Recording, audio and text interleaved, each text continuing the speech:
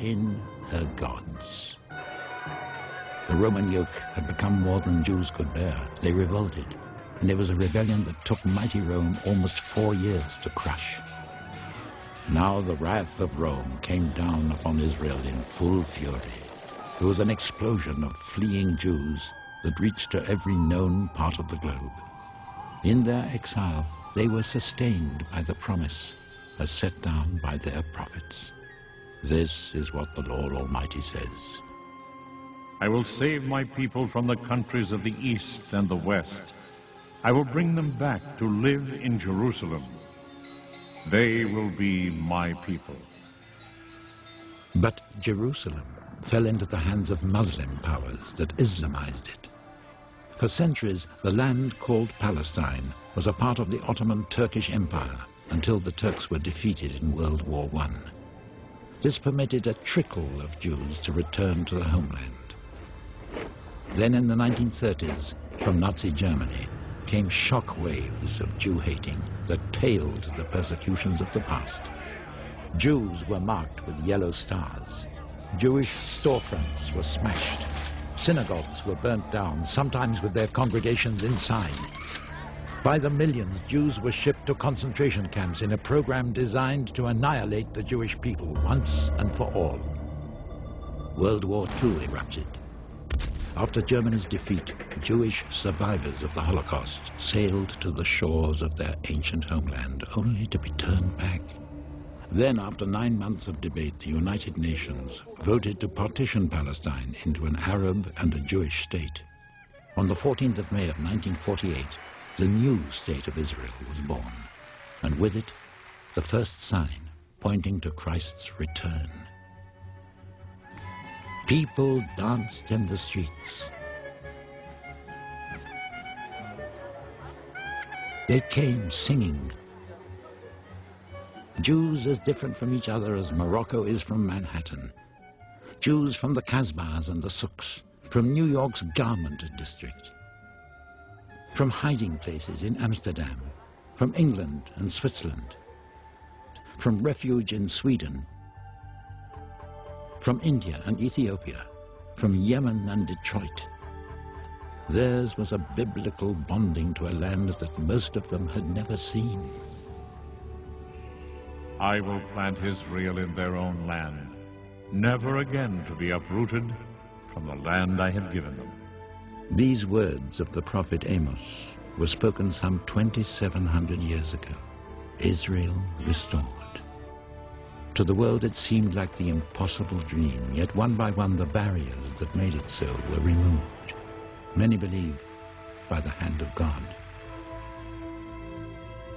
This sign has come in our lifetime. How many more will follow?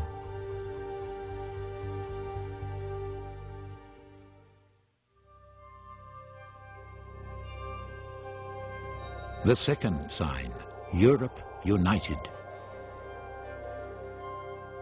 Then said the king, Surely your God is the God of gods and the Lord of kings, and a revealer of mysteries.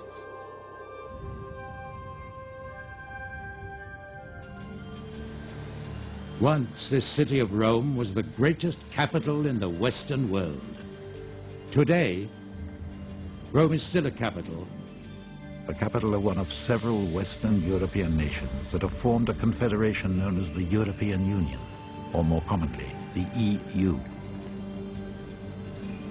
The EU is dynamic. It upholds the ideal of a united Europe by integrating its member nations economically and politically. It adheres to common policies in trade, in agriculture. It fosters a single European monetary system for all of the member nations. It supports a multinational parliament. Should the EU decide to build a united Europe army, it will emerge as the Roman Empire of the 21st century. Remarkably, the whole EU operation was foreseen some 2,600 years ago. It happened in Babylon, the fabled Babylon of the Hanging Gardens. King Nebuchadnezzar was tortured by a dream he'd had. and he sent for a Jewish visionary named Daniel to put him at peace. Daniel told him, O king, your mind turned to things to come. He went on to describe an enormous statue of 4 metals of varying degrees of hardness, depicting great empires of the ancient world. The golden head, Babylon. The silver chest and arms, the Persian Empire. And the bronze midsection, the conquering Greeks. The triumph of Rome over the others is represented by the statue's iron legs. Of particular interest are the feet of iron and clay, the 10 toes, symbolizing 10 nations that will yield their sovereignty to Rome. Daniel had his own vision of the future. It was nightmarish.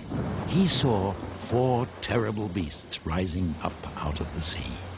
The first, the winged lion of Babylon.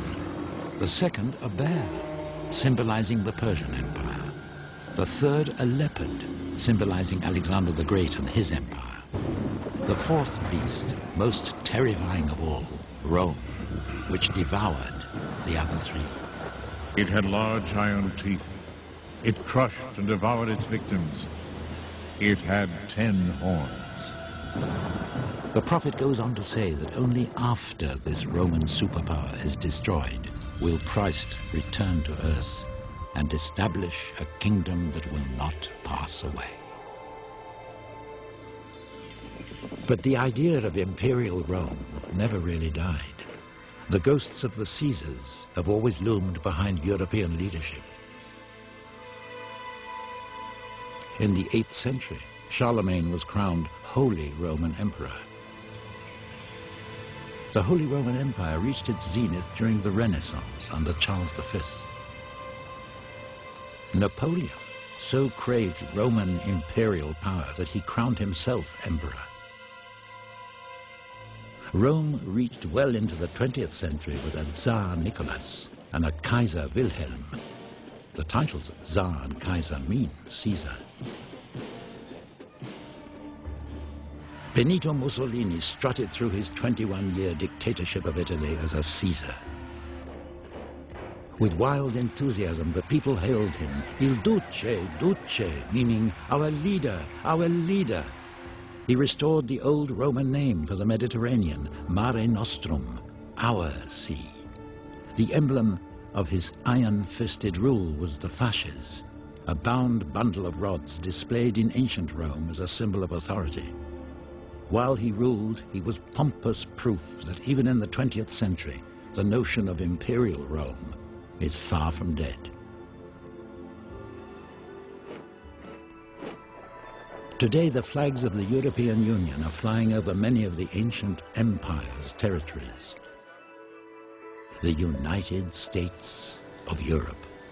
This was a post-war dream of Winston Churchill and of Konrad Adenauer, the first German chancellor after the Nazi surrender.